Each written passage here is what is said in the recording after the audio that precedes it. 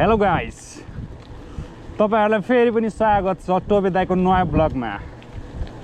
आज चाहिँ हामी नयाँ ठाउँ एक्सप्लोर गर्न जाँदैछौँ, जुन चाहिँ यहाँबाट 13 किलोमिटर रहेको छ। आज हाम्रो राइड भनेको 13 किलोमिटर हो, सिटी एरिया हो। गाइस, यहाँसम्म चाहिँ हामीले तपाईहरुले हेर्न सक्नुहुन्छ। यहाँसम्म आइपुग्दा चाहिँ हामीले लगभग 1.5 किलोमिटर पार गरिसकेका छौँ। अब टक्क अलिकति यहाँ उकालो छ, त्यसपछि एउटा पुल आउने छ। लो, हामी चाहिँ पुल पनि आइसकेका छौँ। टक्क अगाडि छ पुल चाहिँ। यो चाहिँ हाम्रो कम्पनीदेखि सबैभन्दा नजिक रहेको पुल यही हो। यसो कहिले कहिले गर्मी महिनामा हावा खानु मन लाग्यो भने हामी यहाँ आएर बस्ने गर्छौँ बेलुकाखेर। निकै लामो पुल छ।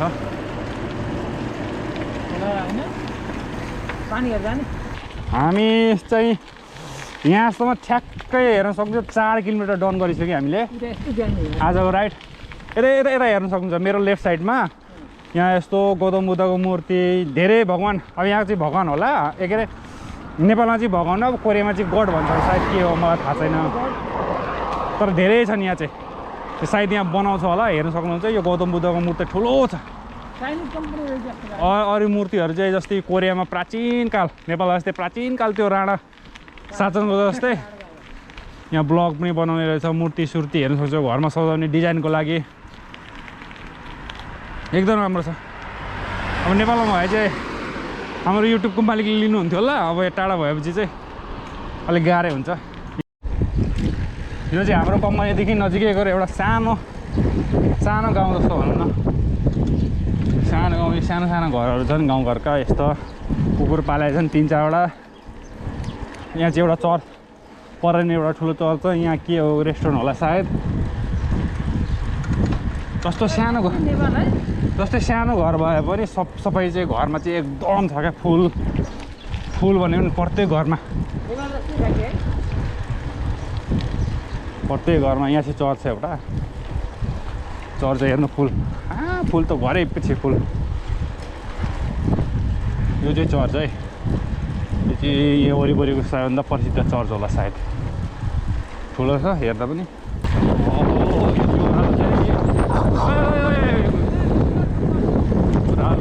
साह्रै मजा आउँछ। टक्क अब यहाँबाट टर्निङ आउँछ हाम्रो चाहिँ मेन रोड। अब हामी चाहिँ यहाँ मेन रोड छिर्नेछौँ।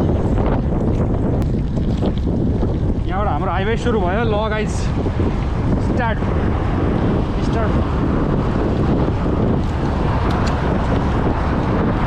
लु, हाम्रो फर्स्ट डेस्टिनेसन चाहिँ आइपुग्नु लाग्यो। परको डाँडा हो, अपार्टमेन्टदेखि त्यो गरेको डाँडा हो।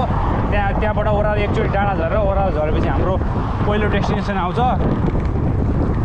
अहिलेसम्म हामीले झन्डै करिब 7 किलोमिटर कुदाइसकेका छौँ।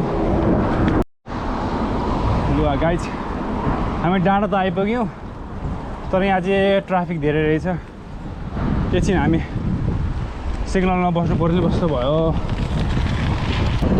ल, हामी आइपुग्यो हाम्रो डेस्टिनेसनमा। यहाँ चाहिँ पैडल मार्नु पर्दैन। राइट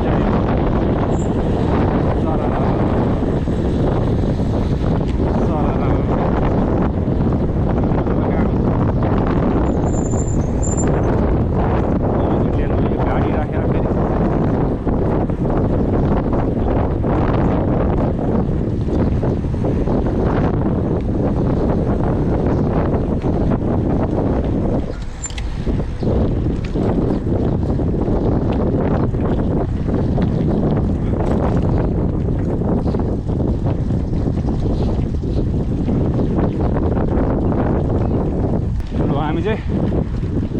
हाम्रो सानो सिटी, जहाँ चाहिँ हामी जस्तै हामी महिनाभरि सामान लिन चाहिँ यहाँ आएपछि यो एरियामा आउने गर्छौँ। सानोतिनो अब सिगरेट टिकट छ भने चाहिँ पर हाम्रो नजिकै पनि छ, तर अलिक ठुलो सागसब्जी, किचनको सामान भनौँ न, किचनको सामान लिन चाहिँ हामी यहाँनिर आउने गर्छौँ।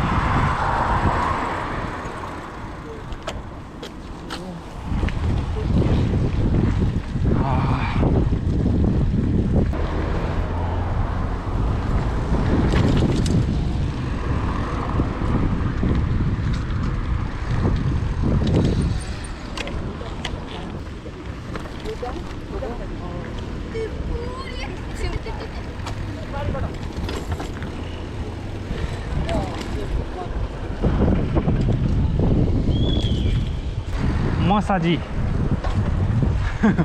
मसाजी भन्छु मसाजी जानु मसाजी हाम्रो कता हो यता सिधा हो कि उयो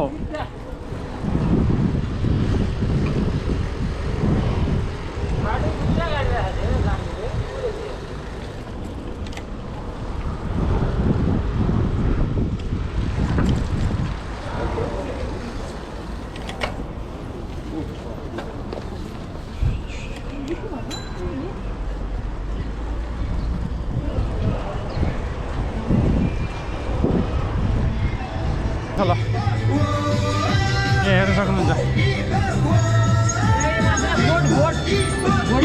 चुनावको पत्र हुँदो रहेछ यहाँ चाहिँ कोरियामा चाहिँ चुनावको पत्र यसरी हुने रहेछ हेर्नु है हाम्रो नेपालमा चाहिँ नारा जुलुस गरेर हिँड्छ यहाँ चाहिँ चोकमा यसो गीत बजाएर फोटो लिएर राख्यो भने चुनावको पत्र हुने रहेछ त्यो फोटोमा भएको को मलाई थाहा त छैन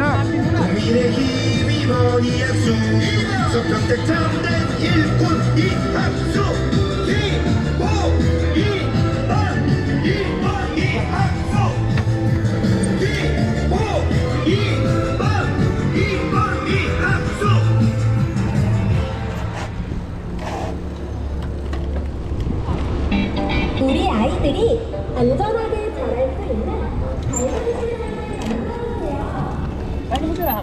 आज चाहिँ मेरो भाग्य चेक गर्नु पर्यो कि त्यो सधैँभरि काम गरेर मात्रै भएन लोटो काटेर एकैचोटि 40 करोड पारेर सिधा घर जानु पर्यो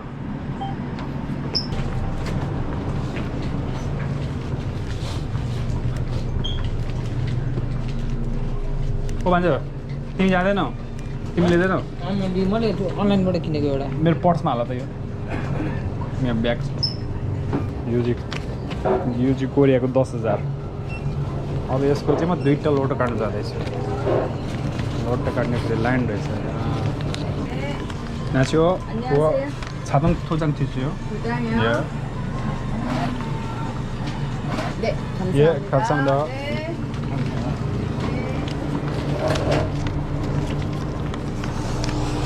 लु भन्छ लु गाइस मैले चाहिँ 2टा लोटो पनि लिइसकेको छु 2टा लोटो लिएछु अब यसमा 20 करोड यसमा 20 करोड 40 करोड परेपछि चाहिँ म सिधा नेपाल आउनेछु है नेपालबाट चाहिँ म पुरै वर्ल्ड टुर हान्नेछु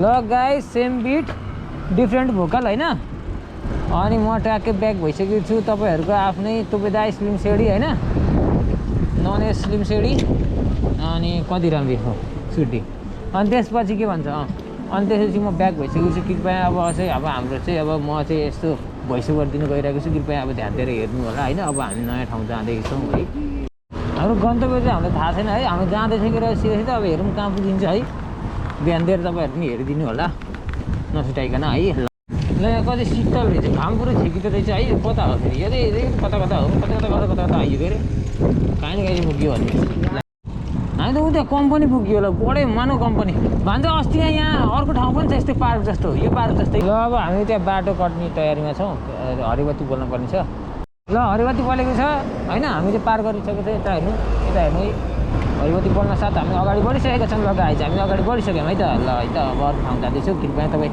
ध्यान दिएर भिडियो स्किप नगरिकन हेरिदिनु होला ल हेर्नु जहाँ भेट्यो त्यही कम्पनी देखिन्छ कि भविष्यमा भगवान्ले कम्पनी खोल्ने भाग्य लेख्दै संख्या हो जहाँ गयो त्यही कम्पनीमा पुगिन्छ यार अगाडिबाट गोथेहरू आएको छन् हेर्नु कुन देशका रहेछन्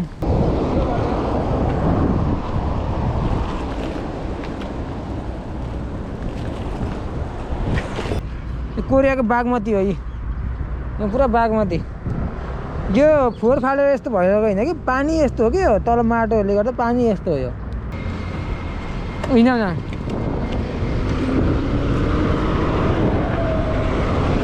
ट्रेकिङ गर्दा सब होटलमा राखेर ब्याग खाली गरेर खाली ब्याग लिएर हिँड्छु कि अर्को ब्याग छ नि त उता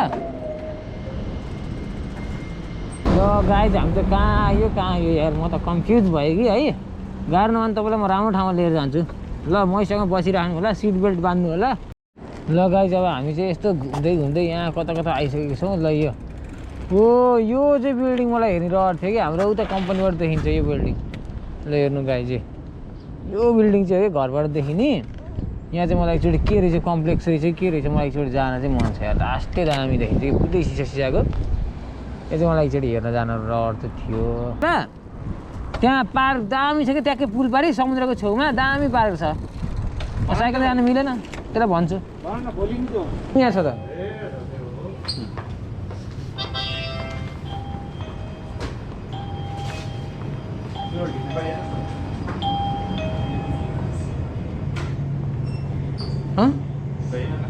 दामी फुटाउँछ यहाँ आइस टी किन्ने के आउनु त नि यहाँ छ।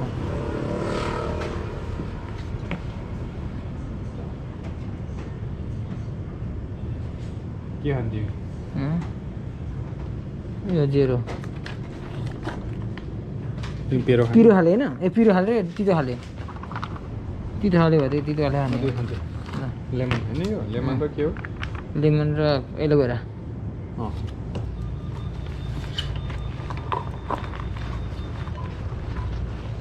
ठाउँमा आइसकेको छौँ गाइज हेर्नु ल। यहाँ चाहिँ हाम्रो नयाँ ठाउँ हो यो चाहिँ। हेर्नु हामी जाँदैछौँ अगाडि सिधा जाँदैछौँ। मजा आयो यार। ओए खतरा मजा आयो। साइकलको स्पिड 20 हुनुपर्छ अरे 8 सेकेन्ड छ 8 सेकेन्ड कटाइहालौँ।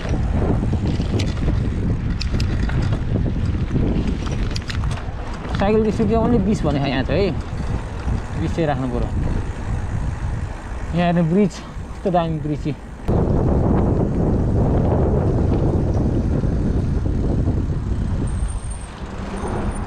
ल गाइज हामी बाटो नि क्रस गरियो। यहाँ चाहिँ साइकल अनि बुढा बच्चाहरू हेर्न पाउँदो रहेछ। बुढो बच्चाको फोटो पनि छ।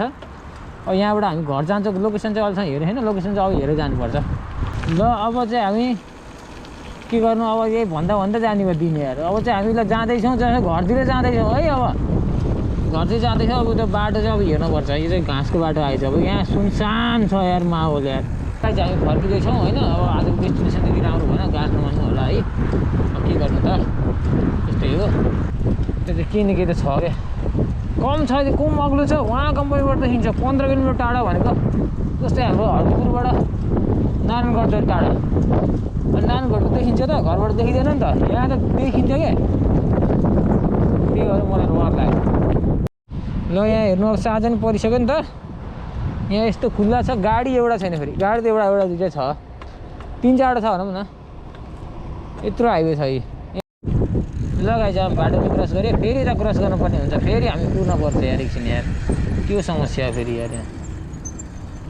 ल हेर्नु अब म तपाईँलाई लाँदैछु नजिकबाट देखाउँछु भने तपाईँलाई सिग्नेचर ब्रिज मैले देखाउने विचार गरेर मैले आफ्नो बाटो छोडी म तपाईँहरूको लागि चाहिँ म जाँदैछु।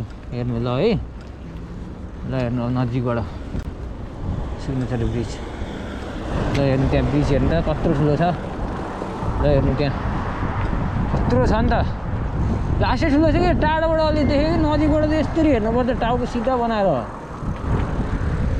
यहाँको त खासै केही छैन तर इन्सनतिर जाने चाहिँ त्यो समुद्र हुँदै जान्छ नि त पुरा समुद्र तरेर। अनि त्यो चाहिँ लास्टै लामो पनि छ कि त्यो ठुलो पनि छ। अनि नेपाल कहिले यस्तो हुने बालेन दाइसँग यो भिडियो पुगोस् होइन। नेपाल चाहिँ कहिले हुने के अरे सम्माननीय प्रधानमन्त्रीज्यू बालेन्द्र शाहसँग पुगोस् यो भिडियो।